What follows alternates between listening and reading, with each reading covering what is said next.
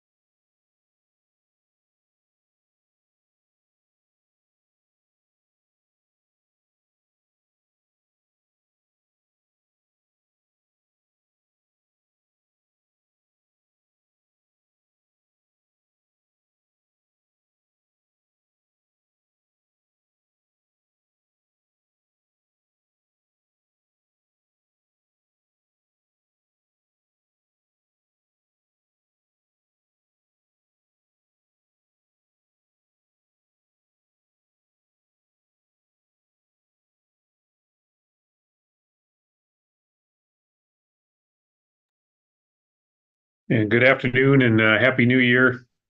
This is Pat O'Connell. I'm calling to order a special open meeting. It's an informational workshop on the EUEA Working Group's draft proposal.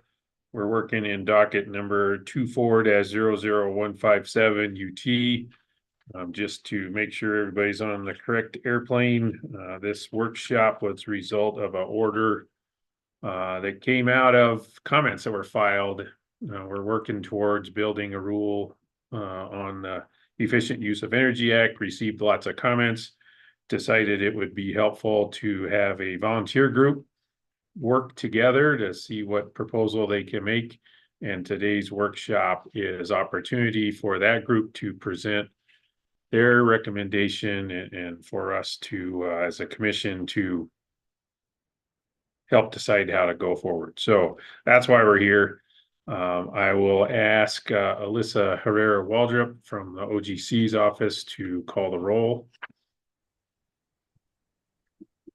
Thank you, Mr. Chair. Can you hear me? I can hear you. Thank you. Great. Commissioner Aguilera? Good afternoon. Present. Commissioner O'Connell? Present. Commissioner Nybert? All right. Mr. Chair, you have 2 out of 3 commissioners here and have quorum. Great. Thank you. And I would expect Commissioner Nybert is at least trying to join us. So if he does pop in along the way, please let me know so we can acknowledge he's here. Next up, Commissioner Aguilera, we've got agenda in front of us. Do you have any comments or changes you'd like to see to the agenda? I do not, Chairman. Thank you. Okay, so with agreement, we will proceed with the agenda as posted. So again, why are we here? We're working towards potentially adjusting the rule that implements the EUEA. We had comments filed by several parties, asked the parties to get together in a volunteer fashion to see if they could work through their comments as a group and then present result of that conversation here today. So that's where we're at. We're going to be receiving a presentation from the EUEA working group. They'll be discussing an overview of the comments received and proposed revisions to Rule 17.7.2 NMAC. And so I'm not quite sure who will be leading that presentation, but at this moment, I will turn the floor over to the EUEA working group. Good afternoon, Chairman. We really appreciate the opportunity to be here today. Jeremy Lovelady will take over on the screen share and provide a slide deck for us. I'll provide the intro, and then we'll move into some later slides where we'll have multiple people presenting on different topics. Great, thank you. Please proceed. Thank you, sir. I'm Kyle Ingham. I'm a policy specialist here at Excel in Amarillo, and it's really been a pleasure getting to be a part of this working group. It's kind of a unique situation getting to work with so many different entities. The slides that you may see shortly have Excel branding on them. However, I do assure you that input came from many, many different individuals from different entities. And it was a real neat opportunity to take this unique working group experience and come up with some consensus on a lot of different areas that we may not have known we had consensus on going in. We got to work with the different utilities. All three of the utilities were involved. And then we had different interested parties that joined that working group. And while we didn't always agree on everything, we had some really great discussions. And I think we all learned a lot from each other and ended up with some pretty solid recommendations. It's pretty exciting to get to pick this rulemaking back up going into the new year. I know a lot of us may not have looked at this too in depth since the comments were filed in September. We'd originally looked at this work session in November, and with the holidays and a lot of other filings going on for people, we have the opportunity to kick off the new year with a really exciting rulemaking. So the next slide you'll see there is what we call presentation points. As with any good discussion, it's always a good idea to lay out what we're going to be talking about on the day. You'll see there's going to be a general outline, and we'll get into the history of how this rulemaking came about and what had occurred. We do want to recognize if Commissioner Nybert joins, we'll be going back into a little bit of history that he may even know from his time in the legislature. And then we'll move forward into this rulemaking as well as the statute itself. There's a brief background, and then we'll focus a minute or two on the working group. We want to recognize that that working group was assigned by the commission based on people that had volunteered. Most of the entities had at least one person present at all of the 7 meetings that we had together. Lots of different great ideas coming from the group. And like I say, we came to broad consensus on most topics. We'll go over what we discussed at those meetings, and then at the end, I'll walk through the flow chart of how we got to the decisions that were made that went into the comments that you received on 9/27. After that, I'll move over and hand it to Jeremy, who will talk about the prioritization of the projects and how we achieved that.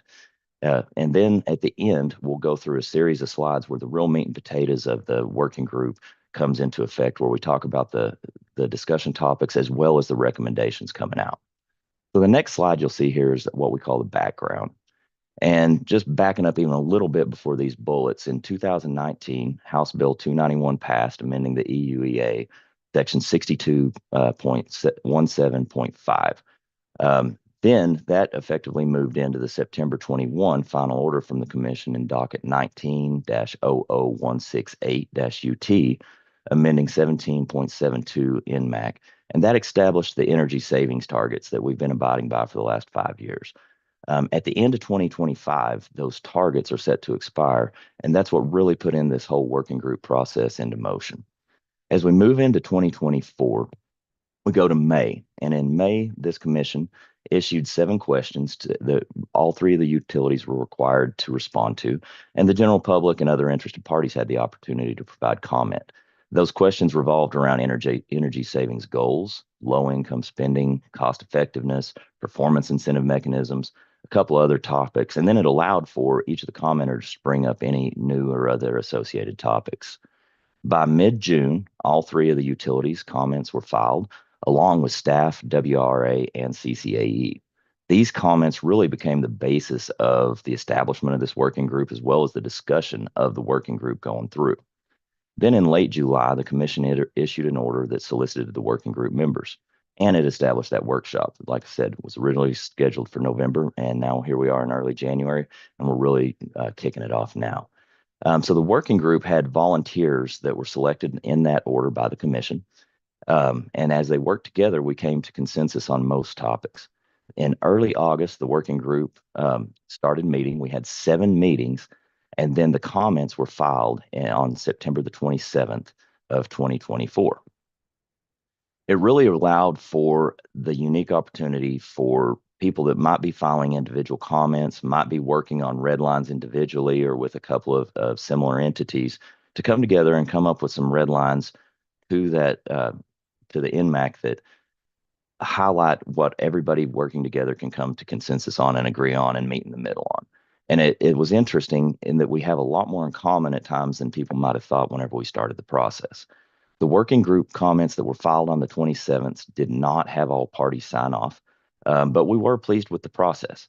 I do want to note that those individuals that did not sign off on the final document were involved in the process, and we greatly appreciated their input and their insight. And while they may reserve the right to have differing opinions on the issue of decoupling specifically and any other issue that may come up, we genuinely appreciated their involvement and the insight that they put to us. This slide deck is a summary of the process that we went through, the thoughts that led to the recommendation, and then the ultimate working group recommendations. The next slide you'll see is the working group members. I'm not going to read off the membership here. You guys can do that, but I do want to mention that there's a combination of policy and subject matter experts in this group from many of the different entities. So I think you have a lot of expertise coming into the discussion as well as the recommendations. I also want to note that Jeremy Lovelady, the policy manager here at Xcel Energy, I don't know how, but somehow he ended up being the facilitator of this group, and we are all greatly appreciative of that. He coordinated the meetings, he helped develop first draft comments and slides, and then I think I speak for the whole group whenever I say that we really want to thank him for just keeping us organized and helping us meet the dates as we moved through. I also want to note that on this slide, you don't see former Commissioner Fishman listed. However, he was part of that working group and he joined us for a meeting. And at that meeting, he gave us some great advice and some great insight that was really, really appreciated by all that were involved. And as ostracized on this slide, you'll see that the City of Las Cruces and Albuquerque-Bernalillo County Water Utility Authority opted not to sign into those working comments. And as I mentioned before, we're appreciative of their participation, of their insight, and just joining us for most of those meetings. And while they may have some different opinions here at the end, a lot of their ideas and their thoughts were considered by the rest of the group as we established the comments that you received. Moving on to the next slide. Kyle, just want to interrupt for a second just to acknowledge that Commissioner Nybert has joined us. So, welcome, thank you so much. So, guess just need the record to reflect not only we have a quorum, we have all 3 of us here. So. Greatly appreciate that. Kyle, and welcome, Commissioner Nybert. We're really happy to have you on board, and understand that you're one of our Xcel customers and appreciate the opportunity to work with you. We'll move on through the meetings. You'll see there were 7 meetings that we had, and we really started off the first meeting by just getting to know each other. We had some people in the room that knew each other well and some people in the room that didn't know each other. So getting to know each other, understand the comments that were previously filed to the 7 questions, and lining out the different topics that we needed to prioritize was our first order of business. From there, we jumped into a series of 3 meetings where we really looked at the top prioritized items first and then moved into the other items that we needed to address. So those 3 meetings constituted about a week and a half. Lots and lots of good discussion there that you'll see on these later slides. And then the final 3 meetings, we worked through the red lines in the draft comments as well as potential red lines in the code itself. And that was an important process because we wanted to ensure that everybody that was signing off on the final comments had the opportunity to get their insight, their feelings involved, and that the consensus document really did reflect everybody that had been involved in the process. And Jeremy, if you'll flip over to the next slide, it's the working group process. This is largely what I've already walked through. But if you ever need anything to refer back to say, how did this group work together? How did they get to the recommendation? Even as a model for future working group opportunities, this might be a good place to start. We started off by getting organized. We ensured that everybody had the opportunity to participate. We garnered the input from the comments from each of the different utilities as well as the other interested parties that were involved in the working group. We came to a consensus on the prioritization of the different topics that we wanted to address in the time that we had, which was about a month. And then we dedicated time and expertise to each subject. We gave people enough time to go back, talk with their entities, and then come back to the working group with their guidelines and their recommendations and their insight. We established the comments that you guys received back in September. And then we came to the 17.7.2 red lines that we submitted as a recommendation to the change in the rules as this rulemaking opportunity provides. Once the recommendations were finalized, we came to general consensus in most areas, and the different entities that opted to sign on to those comments did, and it was filed on the 27th of September. If there are no questions here, I will pass it over to Jeremy Lovelady and let him talk about the prioritization of the topics that we had to address. Yeah, thanks, Kyle. Appreciate it. Good morning or good afternoon, commissioners, I guess. Here we are, 2:45. So I wanted to talk quickly about some of the prioritization that went on during this kind of initial meetings, as well as kind of some of our recommendations. I'll go through some of the first ones. We've got a stakeholder, Mr. Brandt over at Sweep, that will do some of the others, and then I'll follow up at the end. So I'll be on and off camera today. But prioritization of topics really centered around mainly the questions that the commission had asked, and each of the utilities and stakeholders input on what they felt was the best kind of prioritization. We knew that energy savings goals were a big topic because, of course, those were ending in 2025. And those were really kind of setting the stage for everything else. And so we really worked hard in the beginning to determine where those goals were currently and where we needed to take those goals in the future. We've got a slide on that here shortly. The performance incentive mechanism structure was another big button topic for the utilities. And so that was ranked higher up, as well as the annual budget reconciliation. And then cost effectiveness was really the top four that we had that were pretty high priority items. The remaining ones, low income spending, Inflation Reduction Act, decoupling, and common fuels, we did spend some time on those. And there was one extra that was not included or not identified by the commission in their original 7 questions that they asked us to look into. However, we thought as a working group, it was an important change to make with the rules. And so we included that in our recommendations to you all in the September filing. Any questions there? All right. So I'll go start off a little bit with some background on our energy efficiency savings goals. Kyle mentioned that earlier, where, for the last couple of years, we've really been working out of the statute language because the rule did not have anything beyond 2025 as far as, goal requirements for the utilities. And so our goal in this was really to figure out what should our baseline establishment be going forward after 2025. And what we did first was look at, historical performance of each utility, see where we're at in performing based on the current goals that are outlined in the statute. And then we looked at, where do we need to go looking forward? We assessed that there's a lot of good progress that's been made. We looked at, projected sales growth for each utility over the next several years. SPS has a higher projected sales growth than EPE and PNM. And so there's a lot of concerns about, the unique territories that each one of us live in and how those goals should relate to each, unique utility. And so what we did was we decided to keep with the normal, or at least what has previously been used as far as using actual sales growth or actual sales as your baseline. And so what we've done is this is really just kind of a way to try to streamline what we're currently doing with what we're doing now. And we thought, using 2023 as our baseline year would be really helpful for us. And normally, I think in the past, it was based on 2020 retail sales.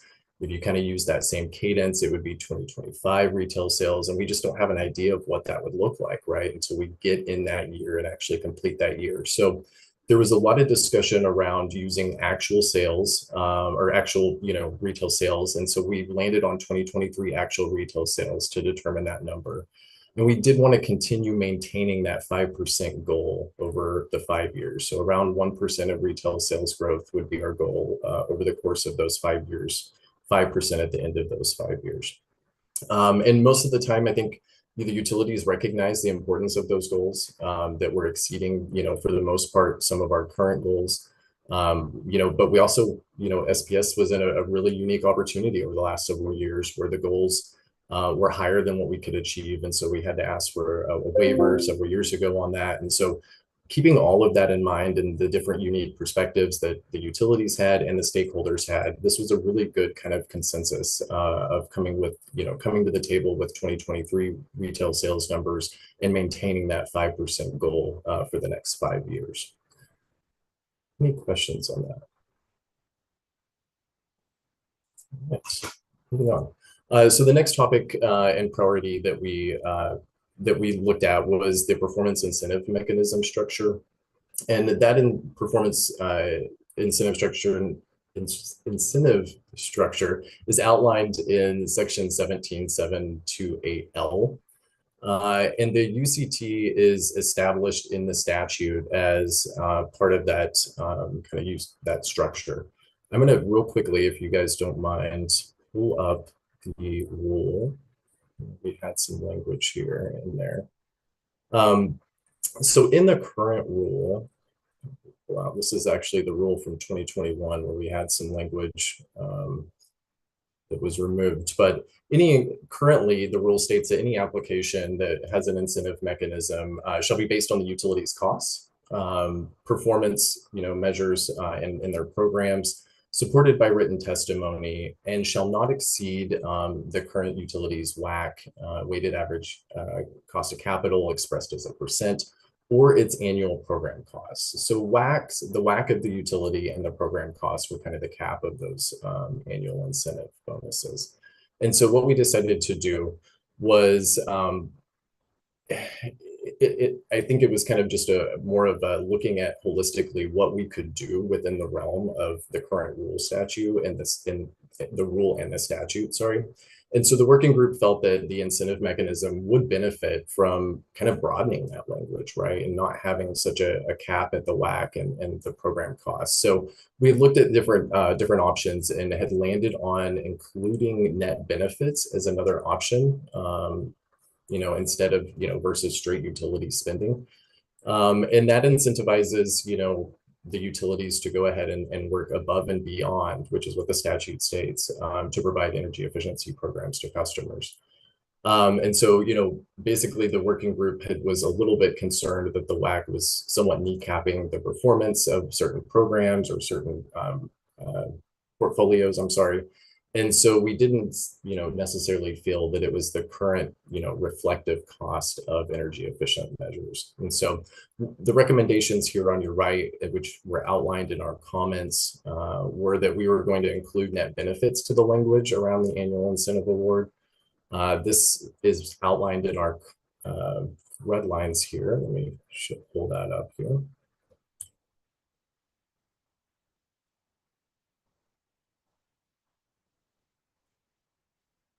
I think I went too far down. Let me pull it up. Thought I was right on it.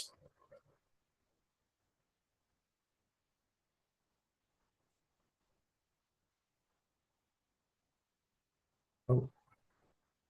So I will back up here. So what we decided to do was include the net benefits language in there as an alternative option for utilities in meeting those performance incentive mechanisms, and then eliminating that WACC language to try to broaden it up.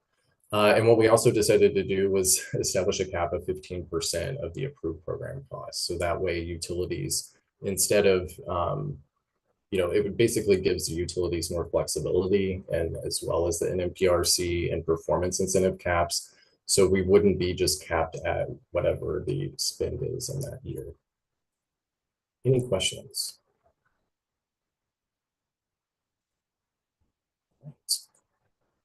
The third priority was the annual budget reconciliation. In prior iterations of the EVA, there was some, or I'm sorry, in the rule, not the statute, there was subsection 17.728D and E, which really described the over and underage language that we currently had, which was that if a utility underspent or overspent, that amount would either be added or subtracted to the next year's portfolio. And that created a little bit of an accounting issue, mainly with keeping up with program spend in that current year. So what we had was kind of these snowball effects where you weren't able to spend it one year and it was added on to your next year.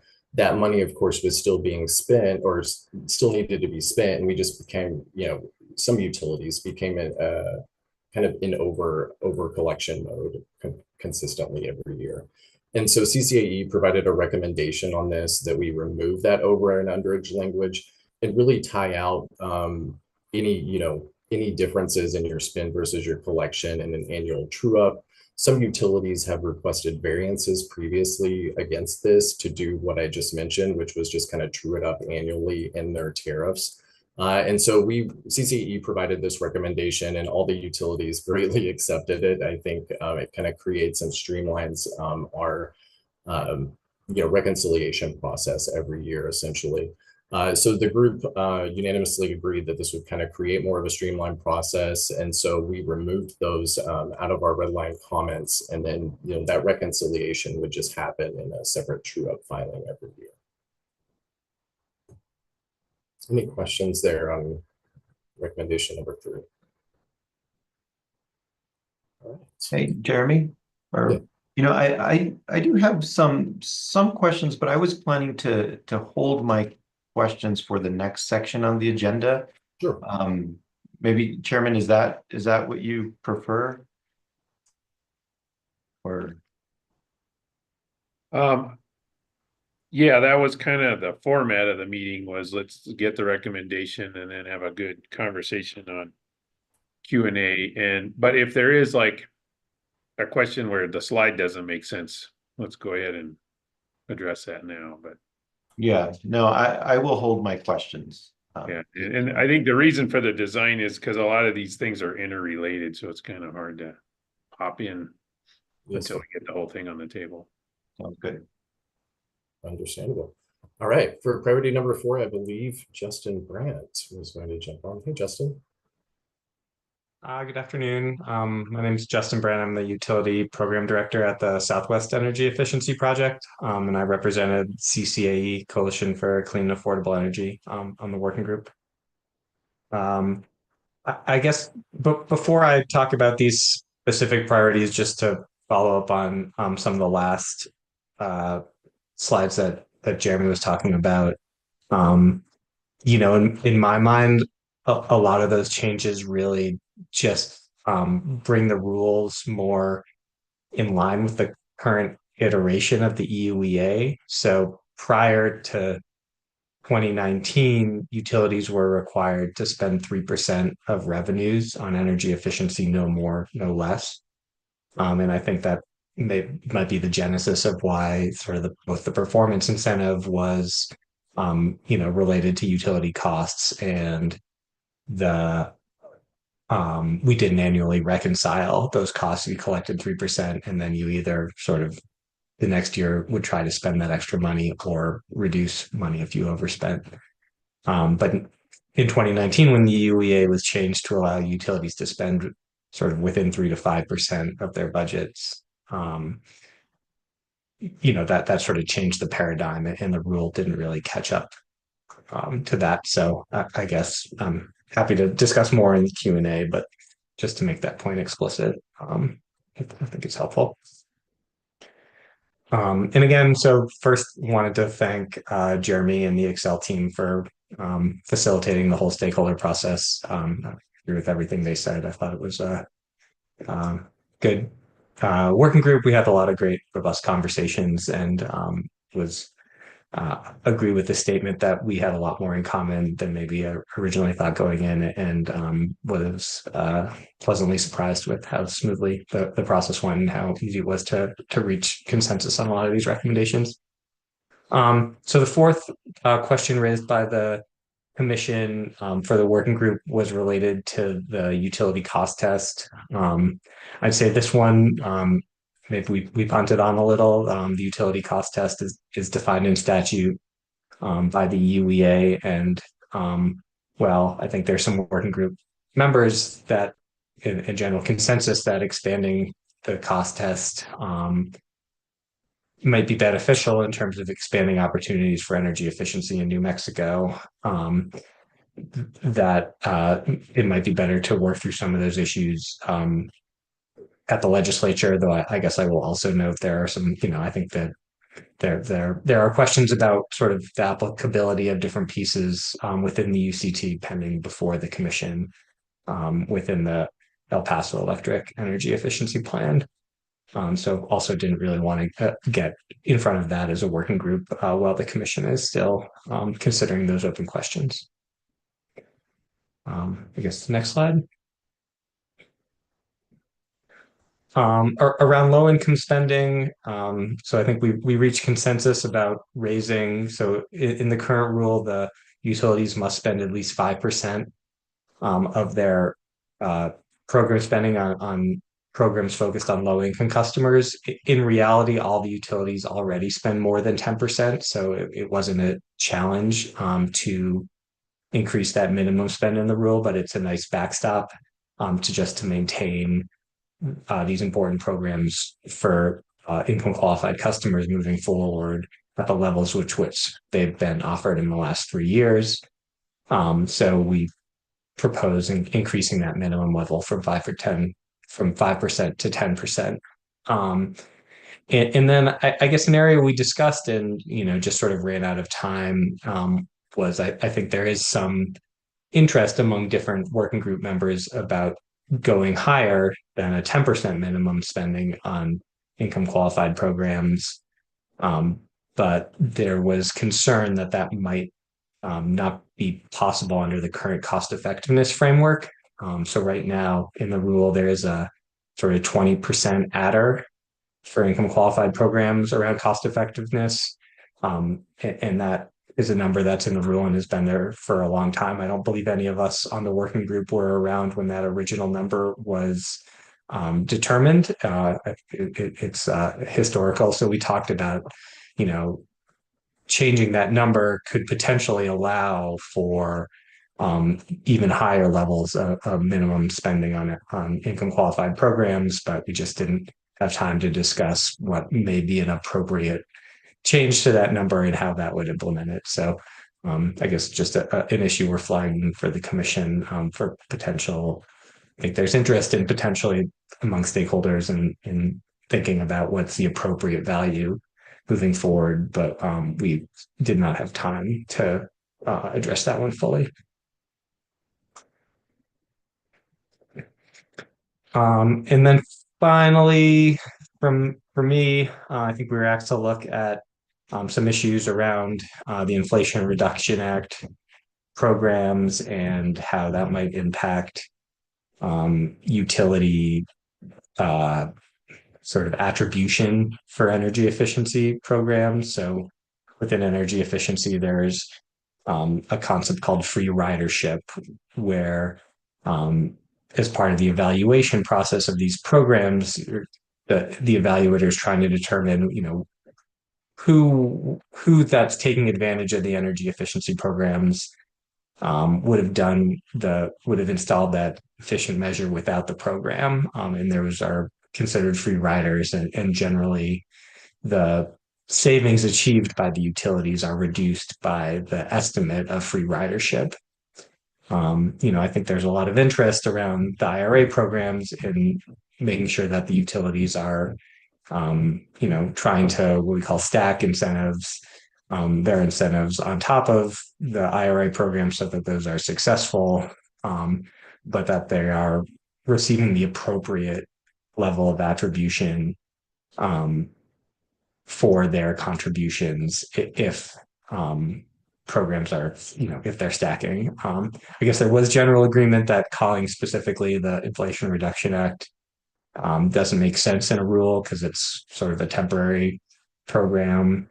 But we did propose some modified languages around, any government incentive programs that utilities shouldn't be penalized for promoting them or in offering incentives on top of that. And I guess unless there are any questions, I believe I'm passing it back to Jeremy now. Yeah. Thanks, Justin. Appreciate it. Moving on to priority number 7, the decoupling discussion. So the commission had asked, in light of the recent Supreme Court decision around decoupling and around regulatory disincentives, what needed to be done in the rule, if anything. And so that Supreme Court opinion was issued on May 12th and addressed the requirements for decoupling rate adjustments, which for those that may not know, decoupling is just kind of breaking apart where a utility's revenue is tied to actual sales. So looking at other factors, including DSM, it's just one thing that, commissions and different groups can do, or even utilities, and looking at different regulatory disincentives and how to remove those out of market. And so the topic of decoupling was one that unfortunately whole consensus among the group wasn't met. And I'll talk a little bit about that here in a minute. But some history on this was the rule previously, up until 2021, had some language around regulatory disincentives and specifically decoupling. And what they decided to do, I believe, at that time was just fall back on the statutory language. And so it actually was removed out of the latest iteration that you currently have. In the prior iteration, it was in there prior to 2021. And so what we decided to do was we felt like it was important, to address the decision that came out of the Supreme Court in the rule. And some of the options included, a summary of the decisions, direct references, even full citations. And what we decided on was, what our comments had addressed was providing some of that language in there, but kind of keeping with the spirit that the utilities felt like we didn't need to have the Supreme Court decisions explicitly laid out in rule, and that the commission had actually made a mention in prior rulemakings to remove specific language out and kind of fall on the statute there. So the non-consensus recommendation on this topic was to provide that summary of references and key components in the decision, which are outlined in our red line comments. But we are open as a working group to additional discussions on this, right? Understanding that not everyone agreed to this. I think there were other stakeholders that wanted more information outlined in that rule from those Supreme Court decisions. And so that's one of the really the only item that was not reached among consensus among the group. So the next priority topic was common fuels and beneficial electrification. The working group really identified, the need for looking into this going forward, and beneficial electrification specifically. But just given the amount of time, as well as some of the other, legislative efforts that are going on with beneficial electrification, we decided to address this topic in future discussions, on kind of a holistic approach. If there's something that comes through the legislature, I think obviously we'll probably be circling back on that, but common fuels and beneficial electrification are something that we're starting to see, at least in Xcel Energy service territory in other states. And so we expect that to kind of start taking shape here. But the working group had decided that it was just better to address it at a different time. It wasn't quite ripe for inclusion at this point. And lastly, here on our recommendations and priorities, this was, again, as I mentioned earlier at the top of the presentation, the measure versus program language within the rule was something that was not specifically called on by the commission for us to look at.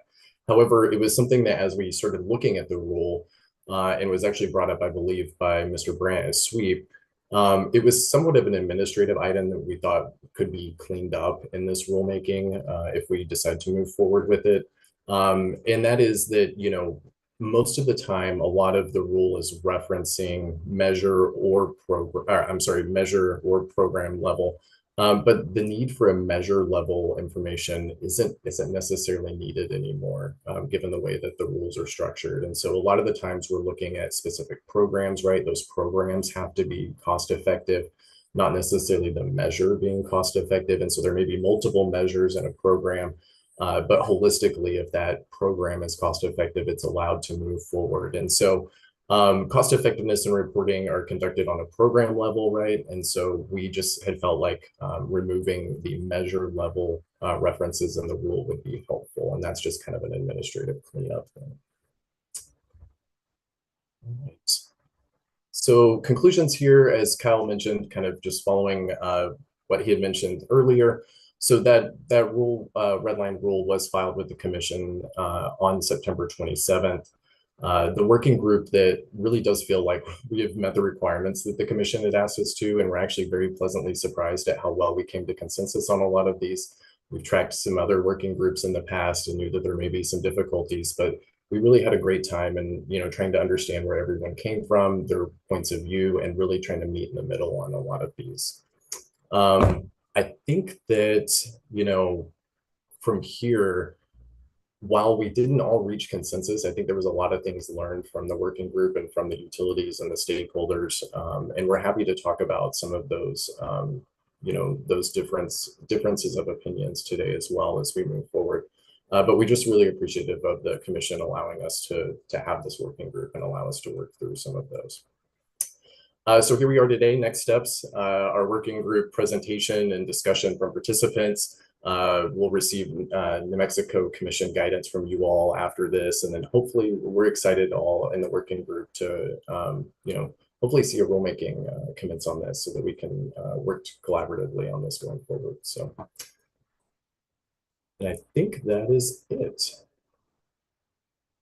Just really wanted to take the time and thank you all. I know that there's some other working group members here. I know that Sharon and Desmond, PNM, EPE, everyone was really had their hand in this. And so I want to make a shout out to those folks as well that really put in the time and effort. It was a lot of work in a very short time. And I think it was very successful for all of us. So thank you all to the working group members that were mentioned today. Yeah, and thank you, Jeremy, and everyone who presented the slides this afternoon. Yes, sir. They helped me, confirmation for what I saw when I was looking through the red line on the rules, so that's helpful.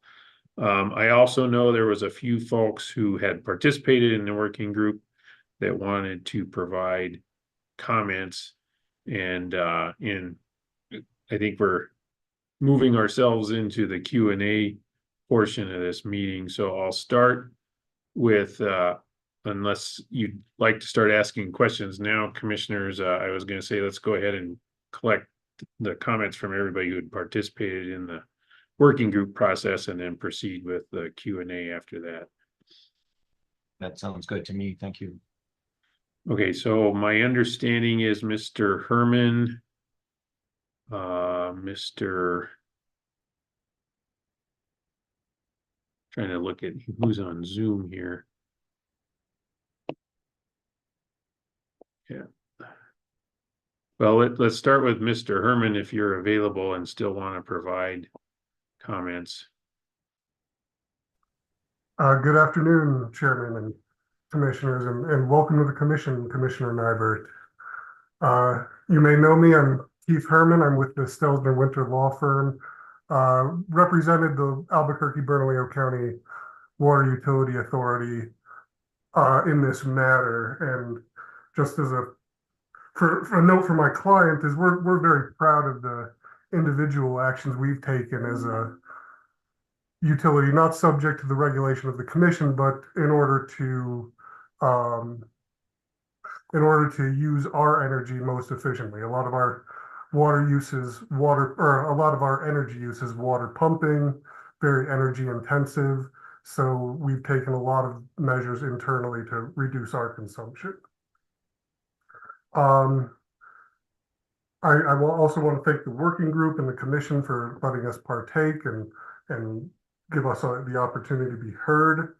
And I just wanted to note that the Water Authority, along with the Department of Justice, who sends their regards, they were unable to be present today, Bernalillo County and NM area, a group of industrial customers, we all filed our joint response to the working group shortly after, was this back in October? And we simply noted that our non-signing on to this does not indicate support or opposition for any of the working group's proposals. We just want to recognize that the commission needs to first recognize a utility's existing obligation to provide service at the lowest reasonable cost before affording any additional opportunity to earn profit on cost-effective energy efficiency and load management resources in a manner that balances the interest of shareholders and ratepayers. Essentially, the commission has already held that we should be having efficient utility services. So implementation of the EUAA should be in addition to what would already be expected. With regard to the decoupling, in our pleading, we just noted that we felt the guidance provided by the Supreme Court was important in interpreting and implementing any decoupling proposal, specifically identifying the burden of proof on the applicant, the role the commission plays in approving a decoupling mechanism, and the fact that this needs to be done in a general rate case. So that concludes my comments today. And again, thank you again, commissioners. Yeah, thank you, Mr. Herman. And then Mr. Mahadi, I hope I'm pronouncing your name correctly. You were also identified as somebody who might like to provide public comments at this point in the meeting. Yes, thank you, sir. Chairman and commissioners, you did pronounce it correctly. I sense you're an Irishman as well, O'Connell. But yeah, so we have some issues or concerns rather about the proposed 15% cap on program costs related to weighted average cost of capital. That's effectively a doubling of the existing cap without well-defined measurement mechanisms on measure-specific levels. We're big proponents of moving forward with measure-specific measurements because if there are portions of the program that aren't effective, they should be evaluated not on the whole program level. That doesn't seem particularly logical to our office here in the sustainability office. And a 15% opening for that is a pretty substantial increase, and we have concerns about what that might do to the cost of electricity for our constituents here as we're working towards beneficial electrification. So that was kind of the big push. We're also not advocates of decoupling, and we are advocates of citing the full Supreme Court language and the verbiage there. We don't feel like that is something that needs to be abbreviated. That full language should be in the material there in the rule. So that was kind of some of the major stuff here. And then just kind of going through just some kind of the free ridership. We were proponents of kind of proportional measurement of utility contribution. Say they were to contribute 10%, then their contribution should be evaluated at that 10% if it's coupled with, kind of IRA rebate offerings as well, so that they wouldn't be measured at the full benefit for just contributing a small amount of cash. So that was kind of most of our concerns on this, and that's what led us not to endorse the working group product. Yeah, thank you for that.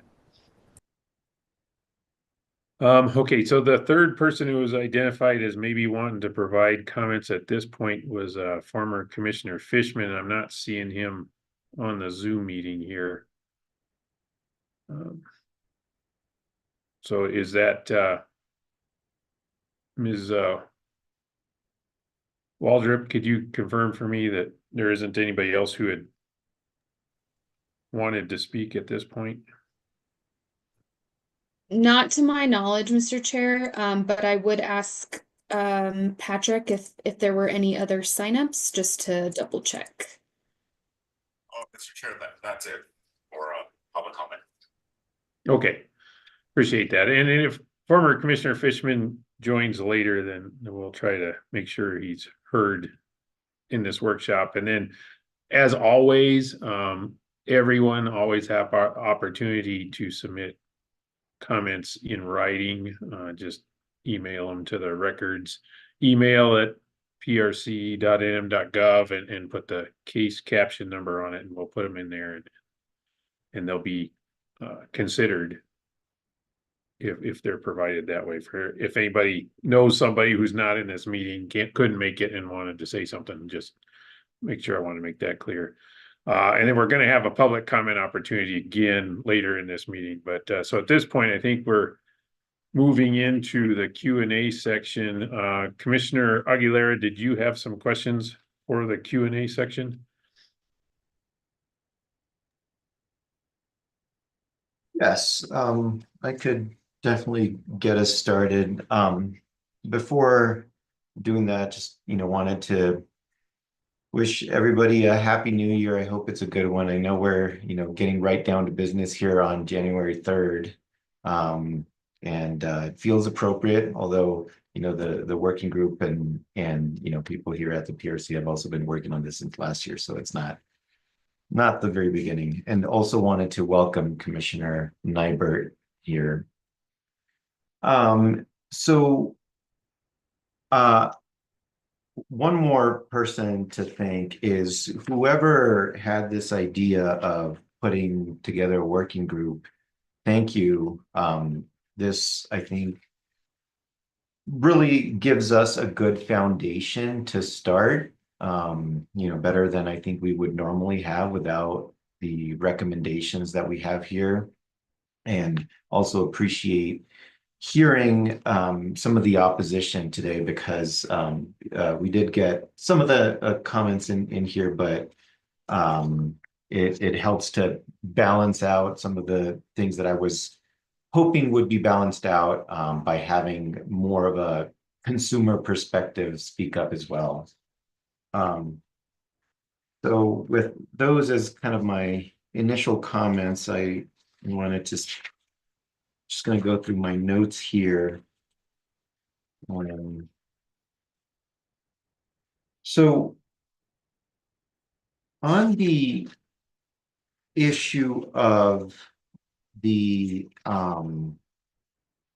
energy efficiency savings goals, I was wondering if the working group can help walk us through how it would work, for example, in year 2028. I understand that 2023 is the baseline year, and there was one phrase in the recommended rule that I just kind of kept tripping up over and trying to figure out what it was. And maybe it's just that I just came back from having a few days off, and so I'm a little bit rusty. But it's talking about customer classes that had the opportunity to participate in calendar year 2030. And I'm reading from 17.728A2. And so I was thinking maybe if you could walk me through an example, that might help me understand it a little bit better. Sure. Commissioner Aguilar, I can certainly answer that. So the way that the rule is structured, large customers that are being served at a transmission voltage are not subject to this. One thing I will note is we have a lot of large customers that actually, I'm sorry, let me take that back. Large customers are eligible to participate in energy efficiency up to $75,000. So what that means is, and that's kind of outlined in rule, but what that means is, a utility is able to spend anywhere or bill a customer anywhere from 3 to 5% of, a customer's bill towards energy efficiency. Once that customer hits a $75,000 max, then they're no longer eligible to participate in the programs. So I would say most customers are eligible to participate. However, some of them are capped out. Some of those customers hit that $75,000 cap in the first couple of months. Some of them, towards the later part of the year.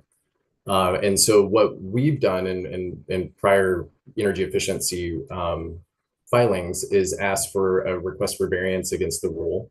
I believe that was done in 2021 for SPS specifically, where we said, we have a lot of large oil and gas customers that are hitting that $75,000 cap pretty early. And yet the rule contemplated at the time that, it would be, we're calculating our goal off of the entire customer base. And so what we proposed was, if those customers are hitting the cap in February, say any of their goal that would be normally towards the goal that we have in that particular year could be removed. And so the rule has always had that language of eligible participants. I think that was mainly for some of our larger customers where they wanted to be able to still participate, but only put in $75,000 into the programming every year. So hopefully I think that's helpful. And if there's any other utilities that may have some historical perspective on where that language came from, that may be helpful as well. I'd like to offer maybe what was meant by that is when you look at the total utility retail sales, not all customers are paying into the rider. And so I think that was meant to be any customer that's paying into the rider goes into the block whereupon we base the 5% of retail sales goals. It's not just all of our sales as a utility. So I think that's where that came from. And just because a customer hits the cap of 75,000 does not mean they're excluded from participating beyond a certain level in our programs. Did I understand that right, Jeremy? I'm sorry. Correct. Yes, sir. Yep.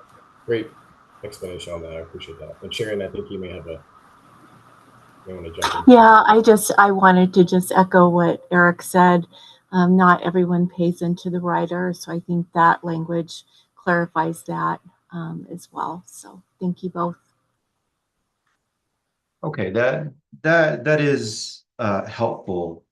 And I guess one thing I'm still wondering is, in 2028, how do you know which customer classes have the opportunity to participate in 2030? And maybe that's what was tripping me up.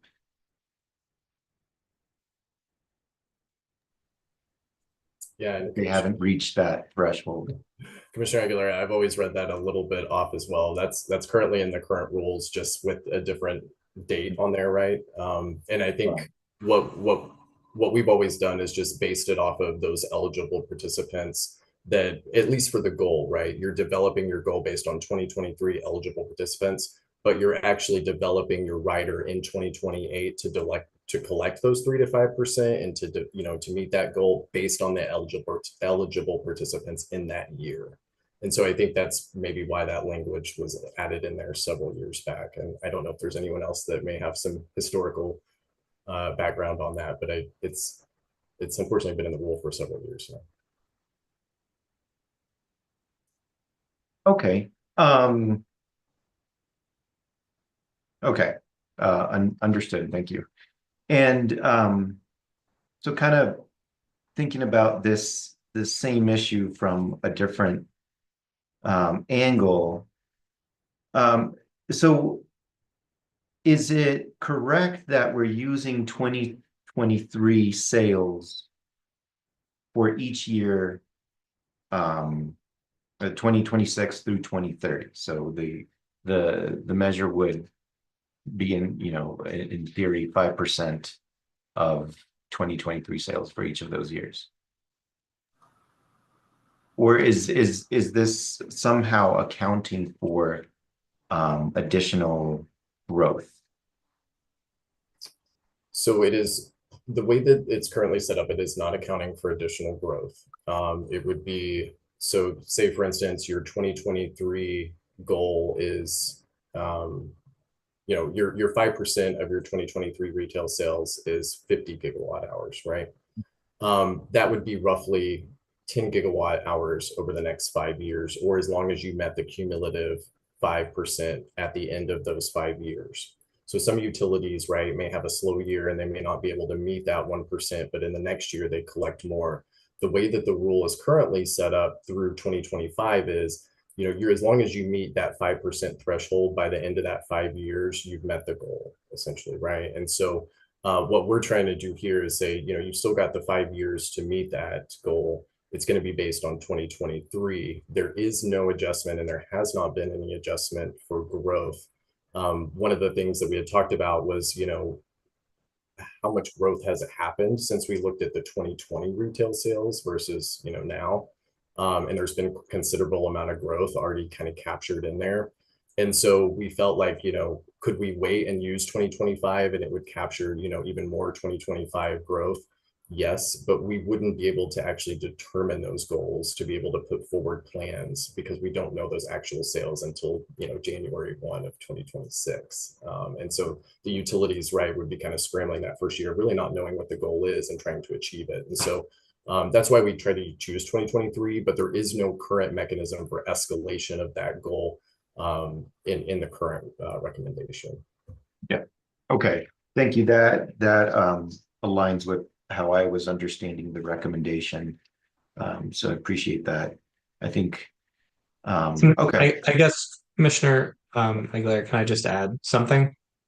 Sure. Please. Sorry to cut you off. I guess I'll just add that, these are sort of minimum savings goals expected of the utilities, but they do file plans with the commission every 3 years. So there's, an opportunity to consider as part of that planning process what the appropriate sort of target is for each utility. And that could account for growth or changes in their service territory over time. So, well, I guess the sort of minimum goal that's in the rule, we agreed to this. I guess that doesn't mean that that's the maximum that could be achieved, or that it wouldn't necessarily, a utility is prohibited from going beyond that if it's appropriate. Okay. Thank you for that. Okay. Now, I'm looking at your recommendation. So for recommendation 4, this has to do with the definition of the UCT. And on this one, it appears that the working group decided to work together to maybe seek to revise this during the legislative session. So I just wanted to see if there's any kind of status update on that. Yes, Commissioner. So there is not any current pending legislation that I'm aware of that is addressing this, but the UCT is specifically called out in statute. And so we have, stated that in order to change it here in rule, we would need to go to that statute. There's been a lot of work around, cost effectiveness tests or different tests used in other portfolios and other programs, right? And so I think that this is something that we all are looking at, but to my knowledge, there is not currently any movement at the legislature on changing that just yet. Okay. Thank you for that. So. I'm trying to read through my notes here. Okay, so now I'm looking at proposed section 17.7.2.10E. So here it says that at the end of each plan year, the public utility shall reconcile any plan overage and underage through an administrative filing with the commission. And I was wondering if you could just explain, based on your understanding, whether this would require any kind of commission action, or what the intention is here. Yeah, Commissioner Aguilar, I don't believe that it would require commission action. What currently is happening is, I believe EPE and SPS in our most recent filing kind of requested a variance of this over and underage language. And what we're trying to attempt to do is just have an annual true up where we file these plans every 3 years. But in order to continue to true these things up, so we don't have large overages or underages, we would just propose to come in and file basically a compliance tariff, updating the tariff every year. And I don't believe that would cause, removing the over and underage language would actually probably allow that to happen just natively, right, through a commission compliance action. But I don't think, any specific ruling would need to be made. Currently, the utilities, like I said, at least I believe EPE and SPS or asking for a variance of that so that we can do just that, just true it up every year. The problem with it is the overage and underage language is you're tweaking. What you're doing is you're adding those overages and underages to the budget, which is creating issues of snowballing, right? If we take that out and we just say, just true it up to whatever you spent every year, then there is a risk that utilities could go below that 3% threshold, right? Which is in statute. And I think that was a concern that some stakeholders, including SPS, had actually brought up. However, I think that it is something that, you know, if a utility was to keep it at the 3% as kind of your minimum, or if they came to the commission and said, hey, we think it will go below that 3%, right? Then we could ask for a variance at that time. And it would not require any commission action other than, you know, ruling on that. But that's kind of my understanding after talking with our legal group on that, is that removing that overage and underage kind of makes it just similar to the way Texas and Colorado and some of the other states do, where it's just an annual true up filing on that. And you're not really tinkering with the budgets. Because the problem with us, and specifically, and I'll speak for SPS here, was, you know, we would have a, you know, $500,000 underage, which means that we had, you know, $500,000 of customers' money we needed to spend on these programs. But then the next year, you know, we were still meeting our targets and our goals. We just weren't able to spend as much. And so that amount started to snowball. And removing this language will help that. Yeah. Okay. And this kind of where with these things, we always kind of run the risk of, you know, not wanting to say too much. And so certainly don't want to prejudge this issue or any other, but I do see the reasoning behind submitting an administrative filing that does not require commission action, subject to somebody being able to submit a protest, call out errors and that kind of thing. But okay, and so then later on in this section, it's also removing, and you might have answered this, but I think I'll ask the question anyway, just to make sure I'm clear. The next section is, or sentence is, a public utility may periodically adjust its plan year expenditures by an amount not greater than 10% of the approved funding level. And then the current version says if the adjustment will result in aligning plan year expenditures more closely with projected plan year collections. That second part is being deleted, and I'm just wondering if you could explain the thinking behind that deletion, or somebody else. Doesn't have to be you, Jeremy. Yeah, I can start. If anyone else wants to jump in, happy to let them speak here. But it was essentially just a cleanup of some of the red lines above. So what that language was added when we added the overages and underages to allow ourselves some leeway of the 10%, right? To say, you know, if you realize that you're, you know, over collecting and you need to raise your budget up a little bit, you can do so to align it with your collection or your spend, right? Vice versa, it could go either way. But you need to kind of have that reasoning, right? And that was because of that overage and underage language. So just merely a cleanup, Commissioner Aguilera there. Okay, thank you. Yes, sir. I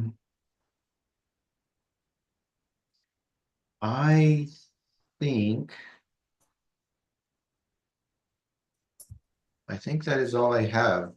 Now, Chairman, thank you.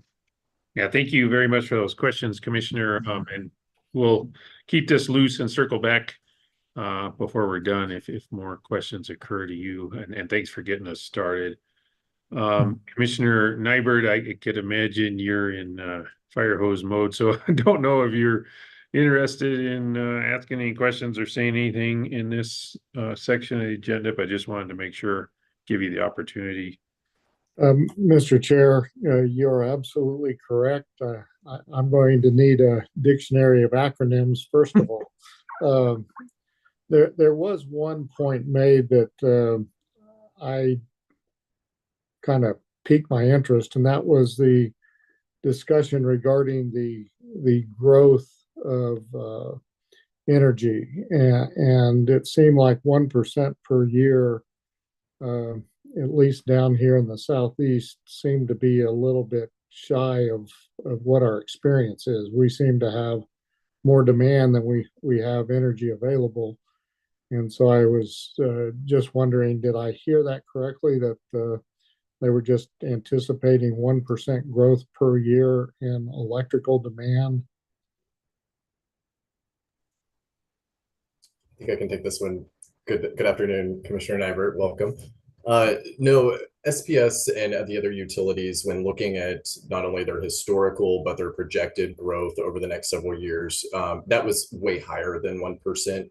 The 1% that I was mentioning earlier was if you take the goal, right? If you take the 2023 retail sales and you take 5% of that, that's the amount that your utilities are expected.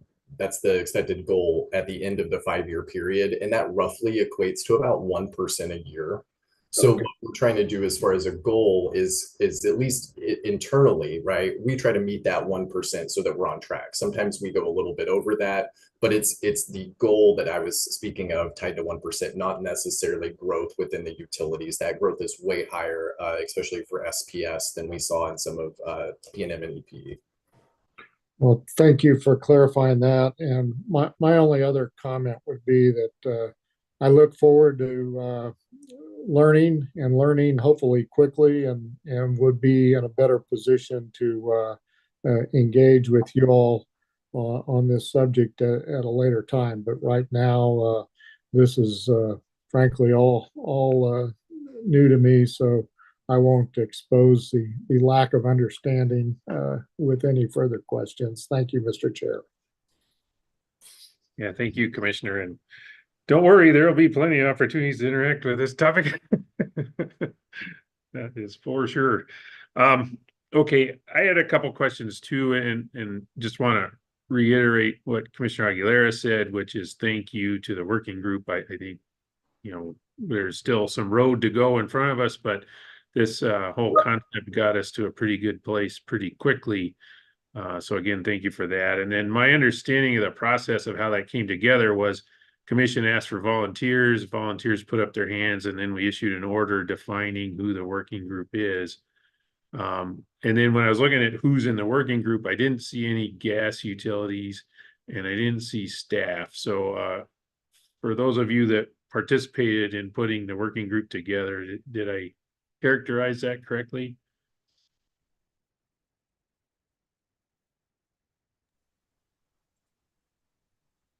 Yes, sir. Yes, Commissioner Connell, I appreciate that.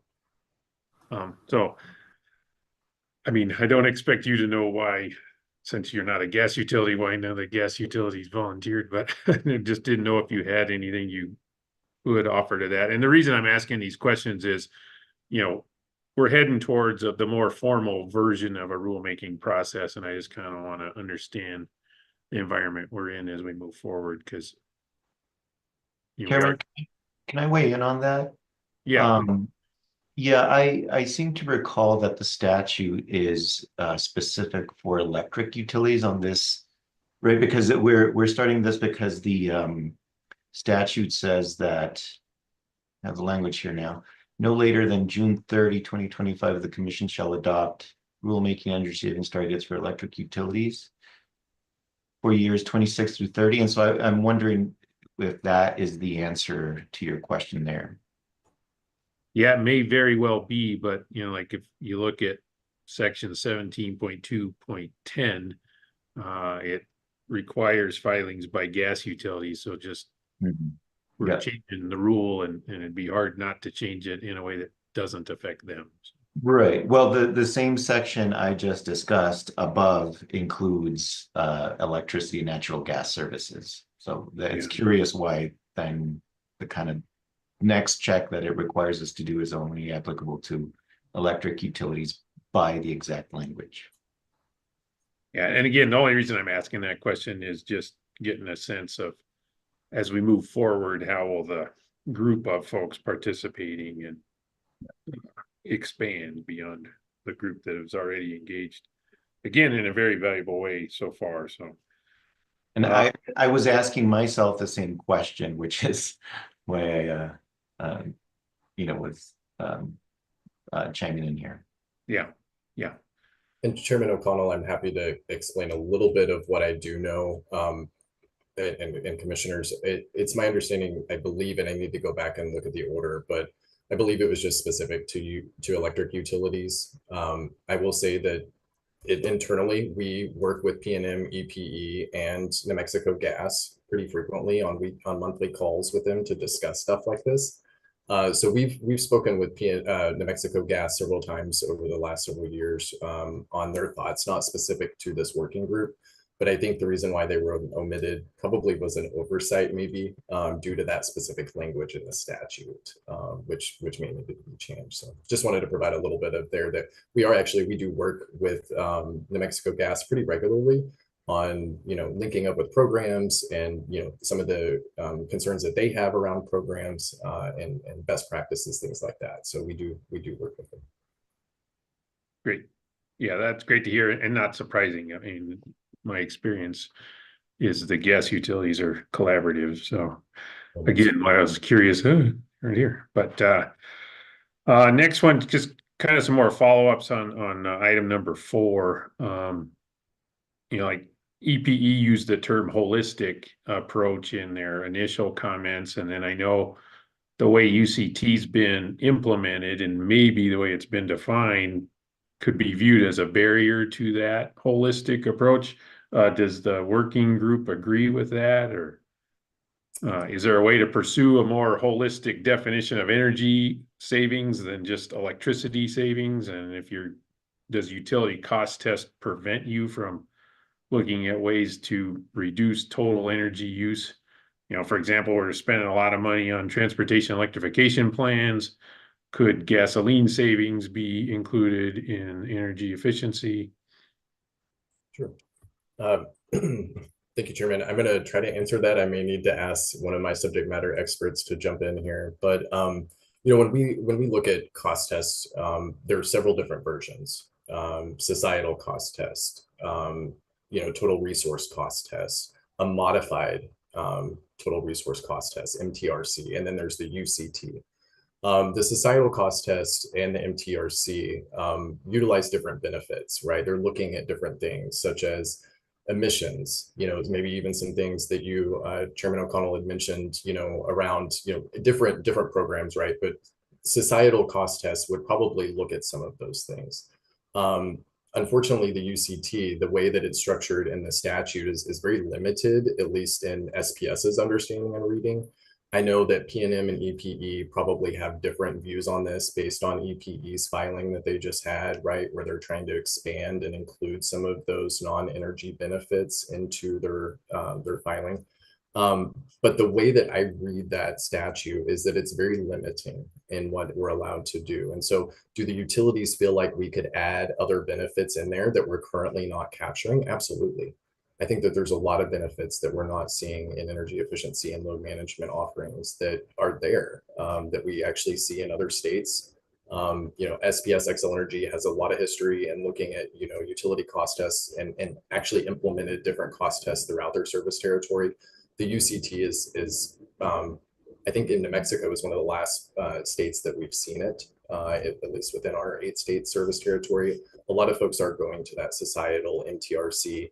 And when you're looking at demand response programs, right, those obviously have different value streams, right? And so they're looking at different benefits there and kind of creating their own tests for some of those specific, demand response or load management offerings in some states. But the way that we feel like it's currently somewhat limiting in the statute, and in order to expand on that, we would need to look at expanding that within the statute first.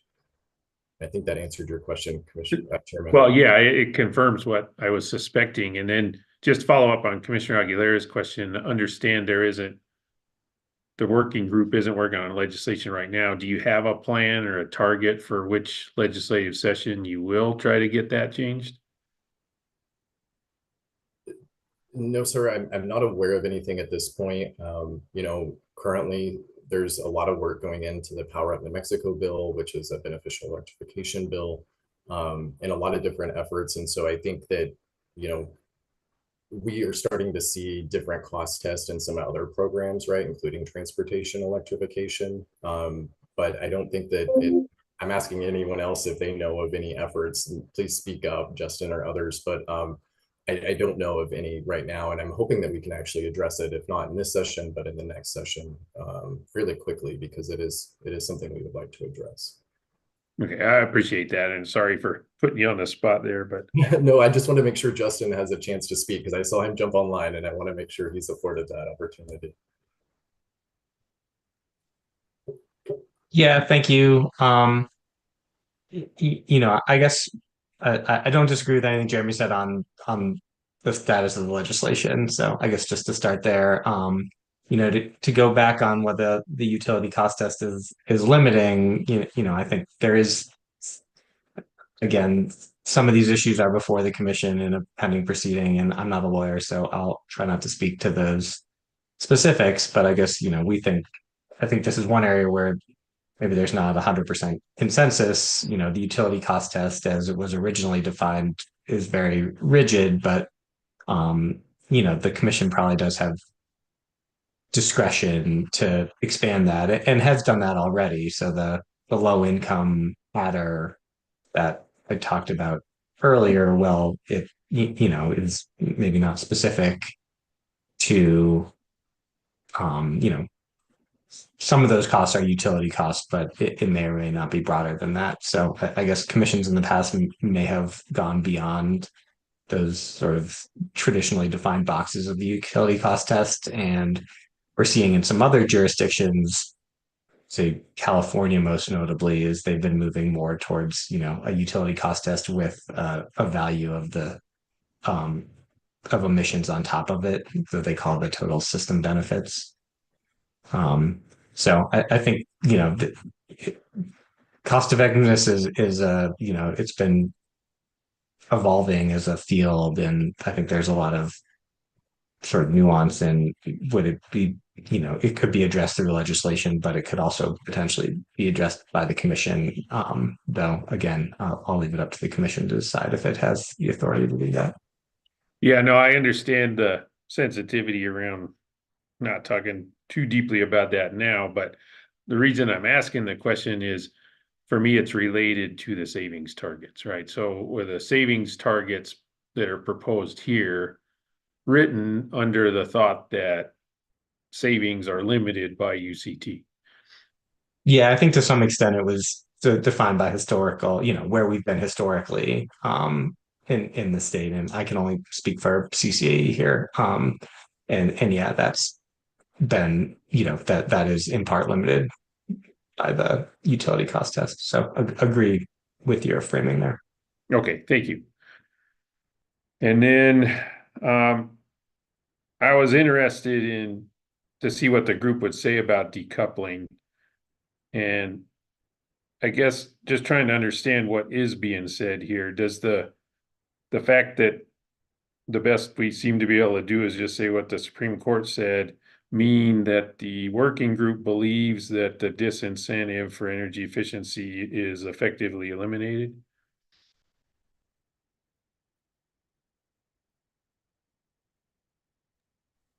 I guess again, speaking for CCAE, we don't agree with that. I think, we couldn't come to agreement on how to address decoupling. The Supreme Court decision sort of speaks for itself. And we didn't feel the need that language from that decision would need to be in a rule. So I guess we couldn't agree with anything as a working group with how it should be addressed moving forward. That again will have to be up to the commission. I think in terms of the rule itself, if language does, should be included, we were thinking it would be best to revert back to the statutory language, similar to what had been in the rule previously, which just says that a utility can petition for decoupling, and the commission shall approve it in certain instances. But I think that's what CCAE supports, but doesn't feel that And I think disincentive itself is gone. I'll leave it there. Thank you, Justin. And I think from the working group standpoint, the decoupling discussion really came down to how much of the Supreme Court decision we needed in the rule. There was some discussion on, do you just put a reference to the Supreme Court decision? Do you put a summary of the Supreme Court decision, or do you put the full text of the Supreme Court decision in there? So I don't think that there was a huge discussion as to that it was limiting or not limiting as much as how much would go on paper. Yeah, and then part of the reason I'm asking that question is when I just traced the comments that were filed before the working group was established, there was a concept that there's two tracks maybe on incentive structure, one for utilities with decoupling and one for utilities without. And so I was interested in that idea, and then it looks like maybe that didn't get fully developed because there wasn't agreement on decoupling. Is that a fair way to read what we're seeing here? Chairman O'Connell, I think that it's that no utility has proposed any decoupling mechanisms at this time in light of the Supreme Court recommendation, the Supreme Court decision. So I think, could utilities come forward with a decoupling proposal? Yes, I think that the Supreme Court decision is what it is. The language that we really wrestled with was how much of it do we actually put in the rule versus, just leaning on the Supreme Court decision. But I think that the utilities have the option to file those if they so choose within the bounds of that decision. I don't know if any other utilities have any thoughts on that. I know that to my knowledge, SPS is not going to propose anything like that in at least in the current filing or the next filing.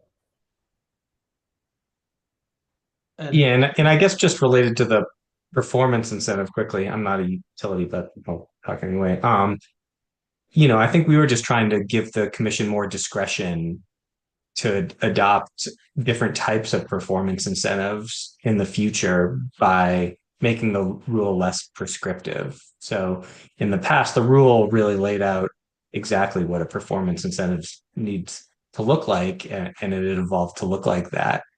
But I think, at least CCAE's intention in making the performance incentive cap language a little higher, potentially if the commission approves to go there, as well as offering the opportunity for utilities to propose performance incentives tied to net benefits and not just to spending, would be to allow the utility to take a more sort of bespoke approach to each utility, given the other incentives or disincentives to energy efficiency for that utility.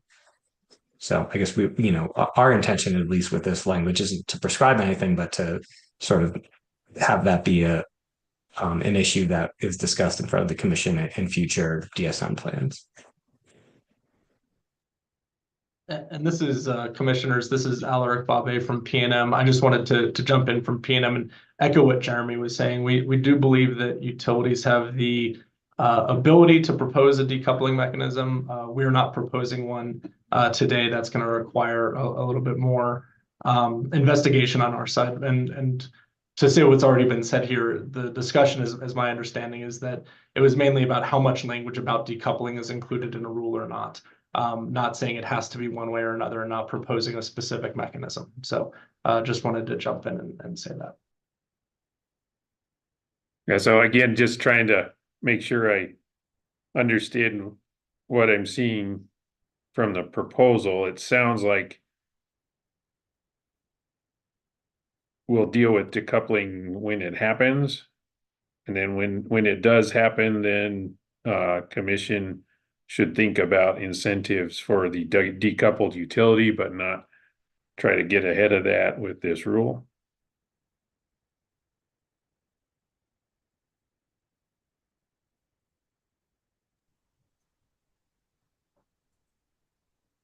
I can jump in here, Chairman O'Connell. I believe that's correct. Yes. So I was trying to go back and look at what the commission had asked as part of their questioning in the beginning. And I think it was just in light of the Supreme Court decision, should the rules incorporate or change anything in light of that? And so when we kind of discussed it as a working group, it is, hey, we do think that this is an option for utilities. It always kind of has been, right? Prior to 2021, there was a little bit of language in the rule, and then it was taken out because the commission at that time felt like the statute held the correct language for utilities to abide by, and so they kind of removed that out. But I think that what you said was pretty much spot on. If the utility was to move forward, then what sort of bounds would they have? Would it be in, would the commission rely on that utility to just have, the EUEA and the Supreme Court decision, or does the commission feel that some of that language from the Supreme Court decision really be codified here in the rule? I think that the provisions are what they are, right? And the utilities will work within those bounds if they decide to choose a decoupling mechanism in the future. But it was just a matter of how much do you want in there. Okay, I appreciate that. And again, very appreciative of the work that the working group did, and glad that the conversation is at the point where folks can also disagree with the working group. And then having said that, I also thank you for adding number 9 to your list. That just from experience is something that probably would benefit from some cleanup. So you answered the question that was asked on decoupling, and then went for extra credit with number 9. So thank you for that. Commissioners, did you have any other questions?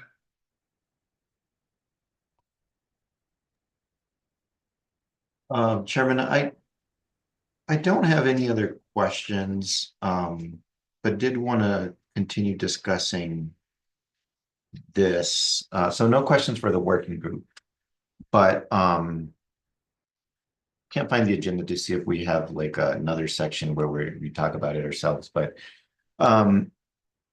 the point you raised about the natural gas companies kind of is sticking with me, because I think regardless of whether it was some kind of oversight or maybe we were looking at the plain language of the statute, we are eventually going to have to revise rules that also affect the natural gas companies. And we're not in a situation where we've issued an NOPR yet. So, it's fine, but it would it would be good, obviously, to hear from, New Mexico, Zia and Raton gas companies. And I'm just trying to think of, procedurally how that can happen. Again, we'll have an NOPR. There's an opportunity to respond there, and we'll just hopefully we do. But I think you're right. It's I thought about it and kind of got comfortable with my own answer that I gave to myself, and now it just got a bit bigger for me. But oh yeah, and I was thinking about similar but different staff. If we allow them to volunteer, they don't. So, right. And I'm sure we'll hear from them in the NOPR stage, though. So Yeah. it's not like we will not benefit from what staff has to say. But yeah, I think that's kind of where I'm at too as well. We'll, consult with OGC obviously when we're determining next steps, but do we ask one more time for comments on what the working group has done? I guess would be the only thing before we go into NOPR. That makes this obvious guess for me, but. And then your comment on the agenda, I think what we've got remaining is an opportunity for public comment and then closing remarks. So I can just go ahead and ask Mr. Rodriguez, has anybody else asked for public comment opportunity? And then I'll turn it over to working group, and anybody who's part of the working group and hasn't said something and wants to, then this will be your chance. And then we can wrap it up with any more observations or comments among the commissioners. So start with people who haven't spoken yet. Is anybody registered with Mr. Rodriguez? Be first of all, and then second of all, if you're on Zoom and you'd like to say something, go ahead and raise your hand.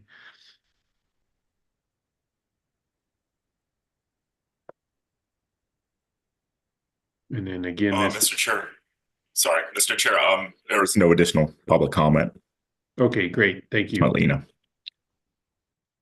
And then I'm not seeing any hands raised, so and again, this is a relatively informal process for us. Docket's open.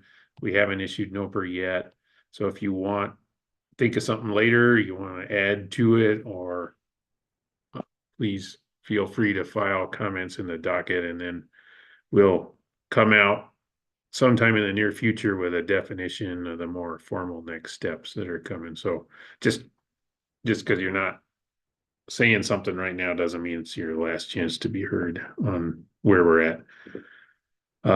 So anyway, turn it back over to Commissioners Nybert, Aguilera. Do you have any concluding remarks or recommendations? And then again, I want to recognize and thank Ms. Herrera Waldrop, who's filling in for Robert Lundeen, who schedules meetings and then takes the day off. But so anyway, thank you to her for that. But Mr. Lundeen is still on this case, and he'll help us guide us through the next step. So I wanted to acknowledge them too.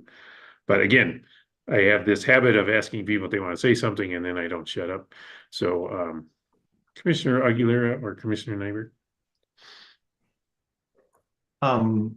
So we don't have a NOPR to comment on, so some of these may be premature, but I am interested in hearing more by way of comments.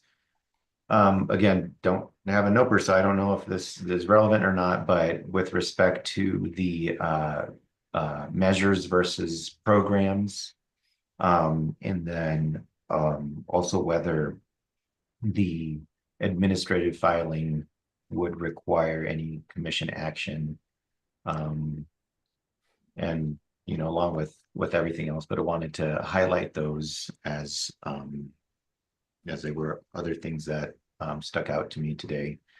And just want to thank everybody for their participation, and the working group for the work that they've done. I really do think that this is very beneficial to get us farther along than I think we would be otherwise without a recommendation.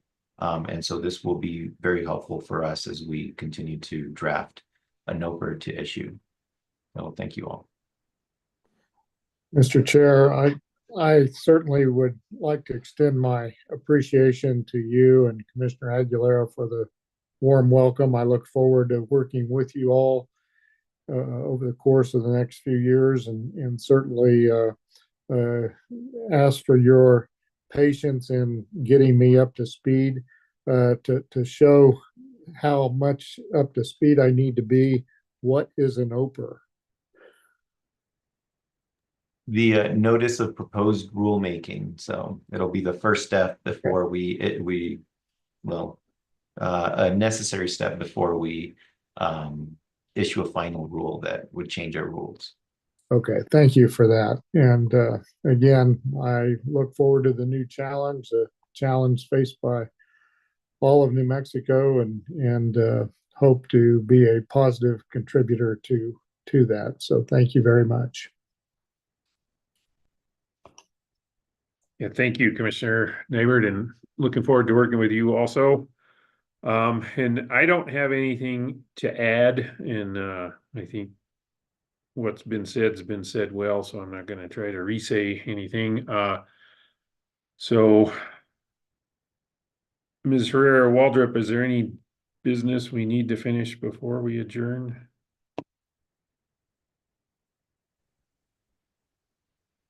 Mr. Chair, I don't have anything. If you have any further questions, of course, I would be happy to answer what I can. But at this time, I don't have anything to add. Okay, great. I know you helped me out with a list of things I needed to do in this meeting, and I wanted to make sure I'd completed the list. So thank you for your help with this too. So seeing no dissent, I'll say we're adjourned for this first open meeting of the new year and looking forward to seeing everybody in 2025.